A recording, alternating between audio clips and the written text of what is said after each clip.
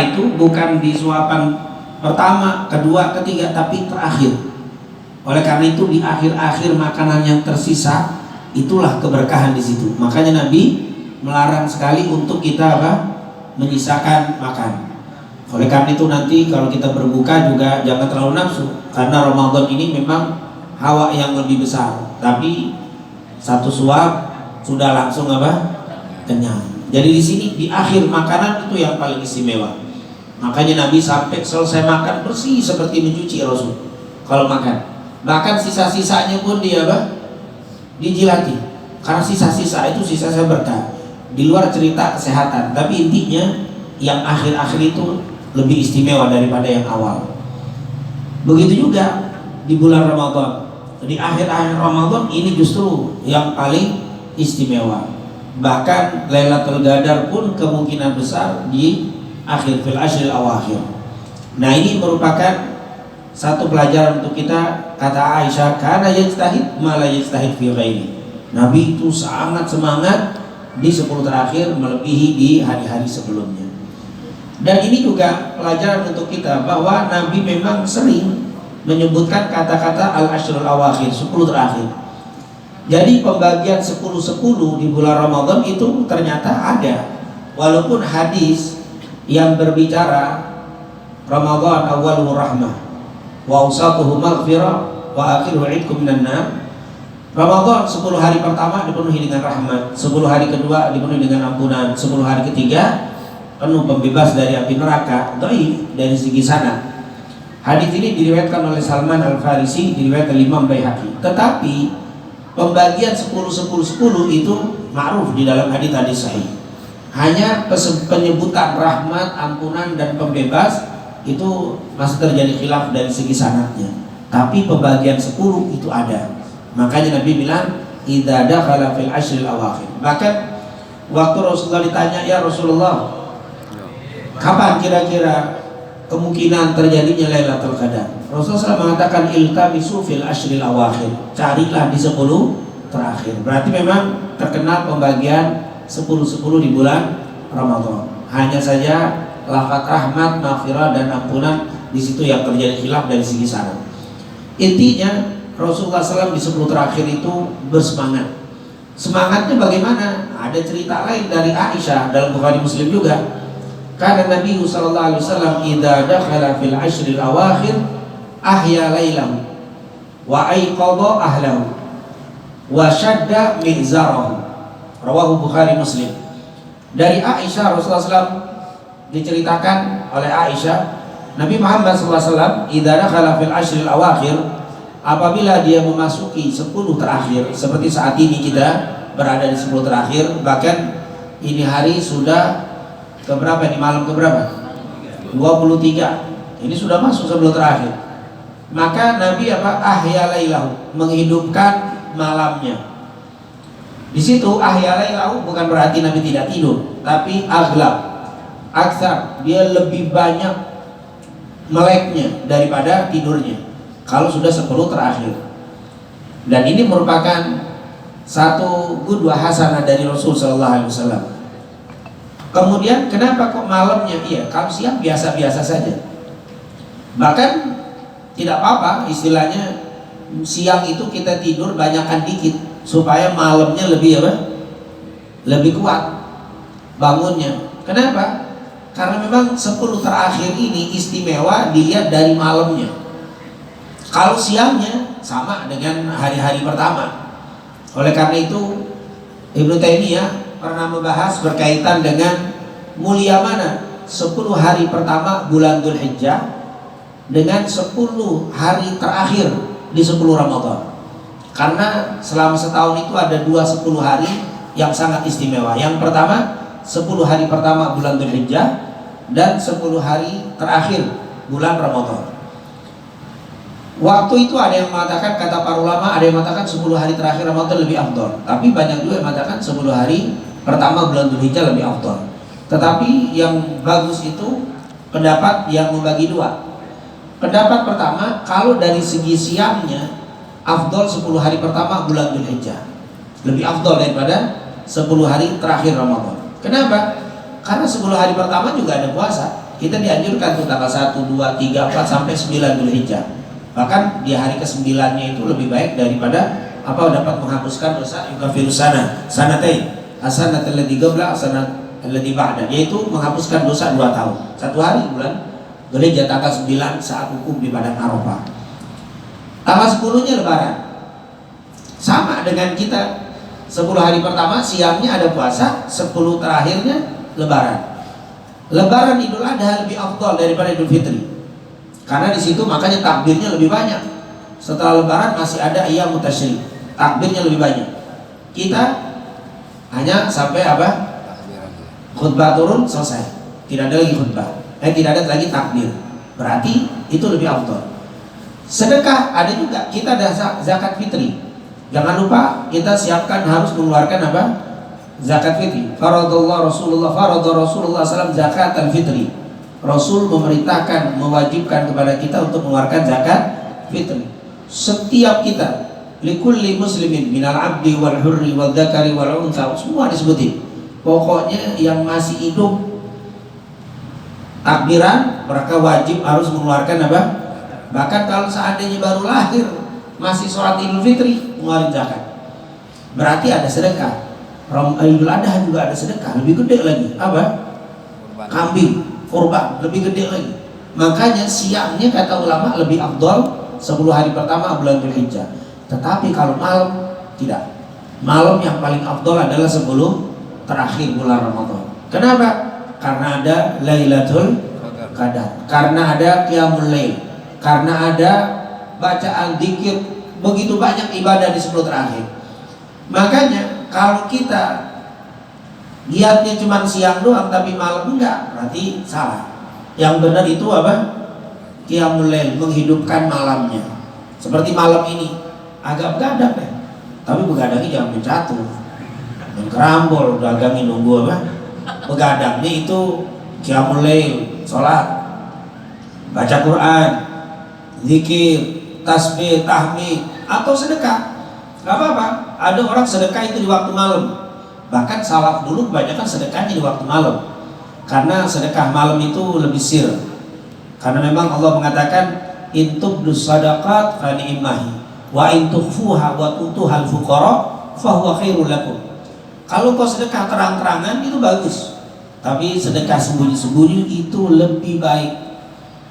Dikatakan wa in tubdus sadaqat fa ni'mahi wa in tukhfuha wa tutuhal fuqara fahuwa khairul lakum, itu yang terbaik. Jadi ada yang malam hari misalkan yang jadi amil zakat, 1 pekan lagi sudah mulai sibuk malam kerja, itu luar biasa. Itu termasuk ihya. Rasulullah menghidupkan malamnya di sini. Kata-kata menghidupkan malam. Itu kan Nabi sallallahu alaihi wasallam dakhala fil ashr awakhir ahya lailahu wa aiqadha ahlahu. Dan Nabi juga membangunkan keluarganya. Jadi di 10 terakhir itu Rasulullah bukan hanya sendiri dia tahajud, bukan hanya sendiri dia baca Quran, bukan hanya sendiri dia berzikir, bertasbih, bertahmid, tapi juga membangunkan keluarganya.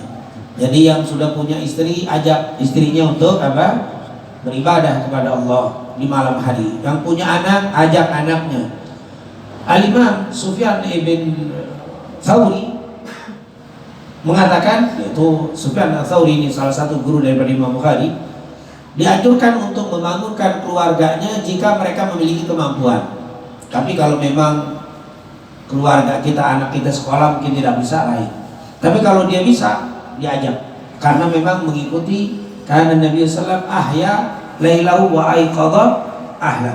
Ini Rasul sallallahu alaihi wasallam. Kemudian yang terakhir wasyadda mi'zarahu, dan Nabi juga syadda, ngencengin, mengeraskan, mengencangkan mi'zarahu, kainnya. Kata-kata mi'zar, kain di sini memang di dalam bahasa Arab ada baju yang satu, artinya tidak ada izar, tidak ada rida, yang disebut dengan gamis. Gamis itu nggak ada bawahan, nggak ada atasan satu, itu gamis. Ada jubah. Jubah ini seperti yang dipakai Yusuf, dipakai ini belah nih. Jadi kain ini terus ada Nah, itu jubahnya. Ada izar dan rida. Yang model kayak kita ini izar dan rida. Yang atas namanya rida, bawahnya namanya izar. Rasulullah SAW mengencangkan izarnya. Nah, apakah Rasulullah pakai kain atau pakai gomis atau pakai jubah? Karena kalimatnya wasyadda ma'zarahu, berarti mengencangkan kainnya. Nah, ini jadi masalah, Rasulullah pakai kain apa enggak nih? Wallahu a'lam. Tapi intinya begitu. Dia pakai mengeraskan apa? Tentunya ahab thiyab, baju yang paling disukai gomis oleh Nabi. Tapi Rasulullah juga bisa pakai apa? Izar, ada juga. Karena di sini kalimat wasyadda mizarahu, dan mengeraskan kainnya. Kalau pakai gomis nggak perlu dikeraskan, nggak perlu dikencengkan karena sudah apa? Satu. Tapi kalau ini perlu dikeraskan. Syadda, mengeraskan, itu kinayah ya.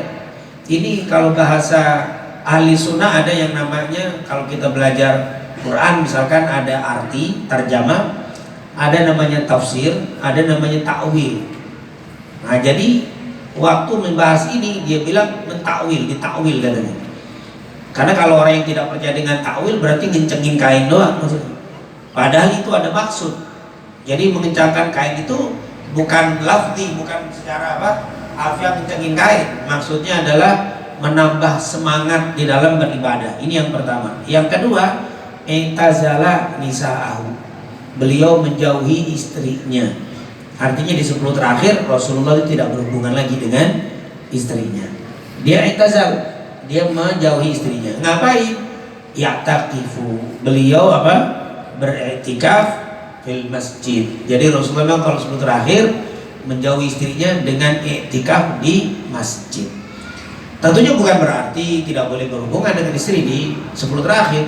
Cuman Rasulullah SAW lebih fokus ke iktikaf di masjid. Untuk apa? Lebih konsen biar dapat bagian dari Lailatul Qadar. Tetapi perlu dikasih tahu, perlu diingatkan, bukan menjadi syarat untuk dapat Lailatul Qadar harus iktikaf. Ini perlu dikasih garis bawahi. Seakan-akan kalau nggak iktikaf nggak dapat Lailatul Qadar. Kalau iktikaf seakan-akan udah pasti dapat Lailatul. Bukan begitu. Iktikaf itu menjadi sarana untuk lebih konsen beribadah, dia tinggalkan semua dunianya. Maka kemungkinan itu bisa dapat tuh, karena konsen meninggalkan seluruh kegiatan aktivitas yang berbau dunia. Dia konsen untuk dapat ibadah sehingga dapat bagian Lailatul Qadar. Tetapi kalau ada orang iktikaf yang tidak konsen, misalkan kita janjian di grup, ayo grup alumni SMA kita reunian sambil iktikaf di Masjid Atin misalkan. Ya udah kumpul di Masjid Atin, reunian semua grup semua, ngobrol semuanya. Nah, kapan dapatnya? Makanya kata ulama yang bagus tuh kalau iktikaf di masjid yang kita banyak gak kenal orang. Orang gak ada yang kenal kita iktikaf di situ lebih bagus. Kenapa? Karena sedikit yang bicara, yang ngobrol dengan kita.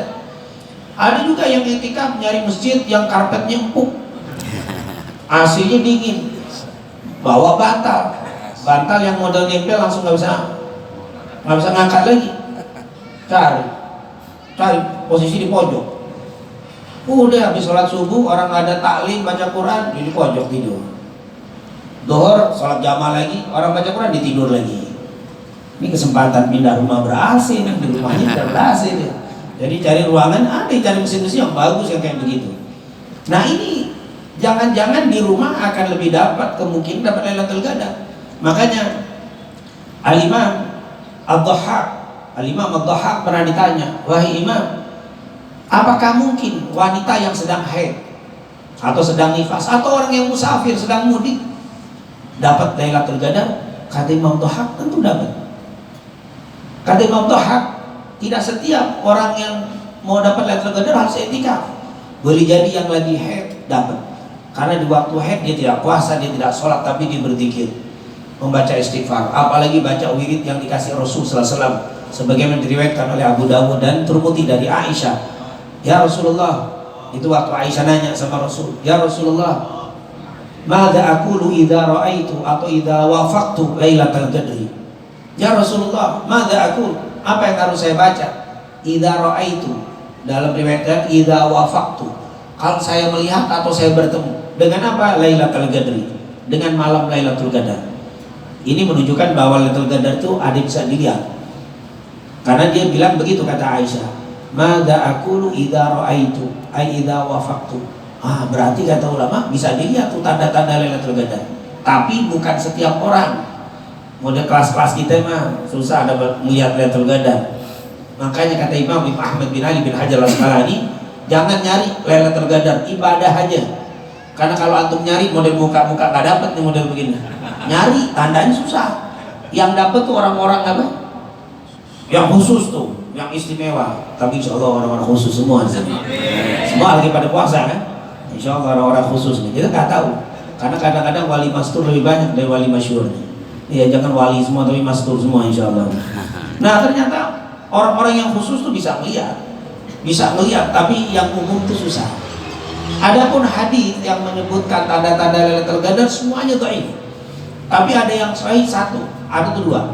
Yang pertama, paginya matahari terang benderang tapi hawanya sejuk. Terik tapi sejuk. Itu tandanya. Cuman semalam udah kelewatan. Lailatul Qadarnya malam, paginya baru apa? Baru kelihatan. Tapi yang lainnya riwayatnya dhaif. Seperti di malam hari waktu Lailatul Qadar tidak ada pohon, itu tidak ada yang bergerak, semuanya diem, adem, cuman nggak bergerak. Itu tanda, tapi itu makanya tuh jangan bonceri bawah melihat masih belum bergerak bukan Lailatul Qadar nih. Jangan nyari-nyari malam, karena memang ada disebutkan itu. Ada juga hadis dhaif, air laut akan menjadi tawar, itu bisa. Tapi juga tuh nggak perlu keperiuk, menjilatin terus. Kalau masih asin belum Lailatul Qadar. Sekali lagi kalau dicari nggak dapet, karena para wali itu nggak pernah nyari. Mereka para wali itu sibuk dengan ibadah, dikasih. Kalau kita sibuk nyari jarang ibadah, mereka nggak dikasih. Sibuk nyari mulu, ibadahnya kurang, akhirnya nggak dapet. Ada juga riwayat yang menyebutkan bahwa air yang tawar di kamar mandi itu jadi kental. Jadi dia lebih kental daripada hari encer sekarang kan encer itu lebih kental. Tapi sekali lagi ini pernah ada kisah-kisah tentunya tapi terlalu panjang. Kisah-kisah yang menunjukkan itu. Dulu banyak Harun ar-Rasyid punya pembantu perempuan. Langsung dia malam-malam dia ngasih tahu sama tuannya Harun ar-Rasyid. Dia bilang apa? Wallahi air itu seperti madu. Air bak itu sekarang jadi madu. Tapi waktu dilihat biasa, tapi dia bisa lihat itu. Nah ini tentunya ada kisah-kisah yang seperti itu. Ada juga riwayat yang dhaif bahwa di malam itu tidak terdengar lolongan anjing sama sekali, sepi, suaranya senyap. Tapi di sini kagak ada anjing, senyap terus. Nah ini tentunya apa? Ciri-ciri seperti ini kata Imam Ahmad bin Ali bin Hajar Al-Asqalani nggak usah dicari. Yang penting kamu ikuti Nabi aja. Apa itu? Syadda mi'zarahu, dikencangkan kainnya, dikeraskan ikatan kainnya untuk apa? Menyemarakkan lebih ibadah kita. Dan yang kedua i'tazala nisa, yaitu dengan melakukan i'tikaf. Tapi sekali lagi, walaupun kita nggak sempat i'tikaf, tapi paling tidak lebih mengkonsentrasikan apa? Ibadah. Kalau Nabi memang i'tikaf. Nabi i'tikafnya 10 hari. Dari tanggal malam 21 kemarin itu maghrib, Rasulullah sudah masuk masjid. Keluarnya habis salat Id. Setelah khutbah Nabi baru keluar dari i'tikafnya. Tapi alhamdulillah sepakat seluruh ulama, i'tikaf itu tidak harus 10 hari. Paling boleh 3 hari. Misalkan kita nggak bisa 10 hari ambil Jumat, Sabtu, Minggu. Nggak bisa juga boleh ngambil 2 hari. Nggak bisa ngambil 1 hari. Nggak boleh juga setengah hari. Nggak bisa juga sejam 2 jam. Saat antum masuk salat maghrib di masjid, niatin i'tikaf. Nawaitu i'tikaf fi hadzal masjid atau nawaitu i'tikaf ma dumtu fi hadzal masjid lillahi ta'ala. Udah masuk i'tikaf walaupun hanya 1 jam 2 jam. Termasuk dapat apa? I'tikaf. Alhamdulillah, ini merupakan kebiasaan Nabi Muhammad di 10 terakhir di bulan Ramadan. Oleh karena itu, syadda mi'zarahu, Rasulullah SAW mengencangkan kainnya. Inilah yang dijelaskan oleh Aisyah radhiyallahu anha berkaitan dengan 10 terakhir di bulan Ramadan. Yang terakhir, apa wiritan yang disuruh kita banyak membaca? Sebetulnya disuruh banyak baca Quran. Kalau sedang nggak baca Quran, disuruh banyak membaca seperti apa yang dikatakan Aisyah tadi. Ya Rasulullah, madza aqulu idza ra'aitu atau idza wafaqtu lailatul qadar?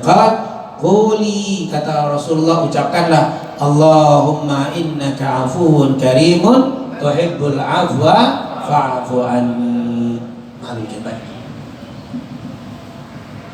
Allahumma salli wa sallim wa barik